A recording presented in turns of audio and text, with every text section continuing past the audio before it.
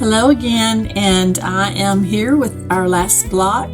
This is Nancy with Simply Quilting, and this is the last block of my sampler, Scrappy sampler quilt. And today we're going to be making this block.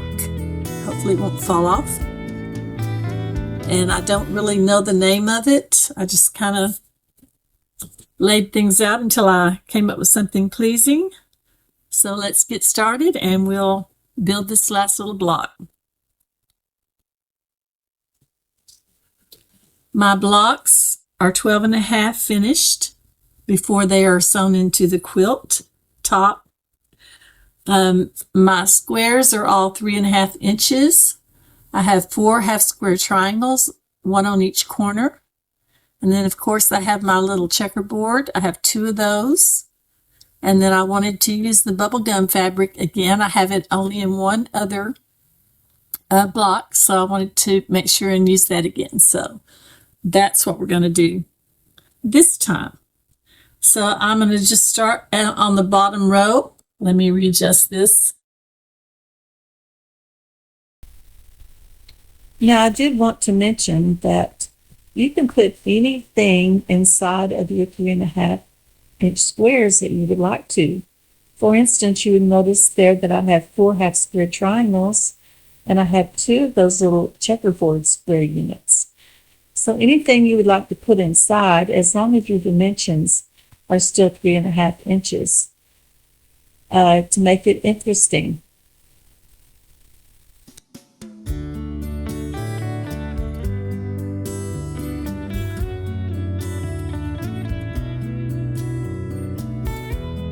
Now you may notice that when I laid my blocks, or my squares rather, back down to form my block, I kept the same pattern, but I switched some of the 2-piece units around a little bit because I wanted to sew that middle 4 patch together first for my unit. Now you don't have to do that. You could just sew it into 4 rows, but I wanted to make that middle part first.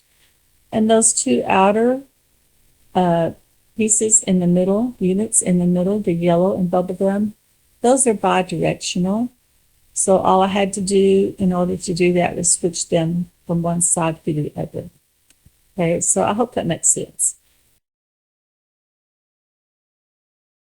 While I'm stitching the rest of this block together, I'd like to talk to you for just a minute about a little bit of Quilty-Math here, for those who may be new with this.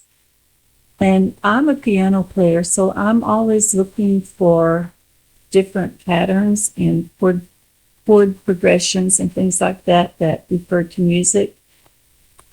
So I naturally look in quilting for these kind of patterns that are sort of mathematical in nature. And one of the things that I discovered on this 16 patch, and of course most other blocks as well, but I'm using 3.5 inch squares to make this 12.5 inch block. And of course it takes 16 of those squares to do this. So I just got to thinking about what would happen if I went down to a 3 inch block, which would be a 1/2 inch smaller on my blocks. And I figured out that I would come up with a 10 inch block if I did that. 3 inch squares would yield a 10 inch block. Because when you think about 2.5, if you take off the seam allowance, that's 2.5 and 2.5 times 4 is 10. Okay? If I went down another 1/2 inch, down to 2.5 inches on my squares, that would yield an 8 inch block. If I went down to 2 inches, that would yield me a 6 inch block. And of course, if I wanted to go up higher than a 12.5 inch block, if you like the great big blocks, you could just keep going up in increments of a 1/2 inch on your squares, and that would give you a 2 inch larger block when it's all said and done.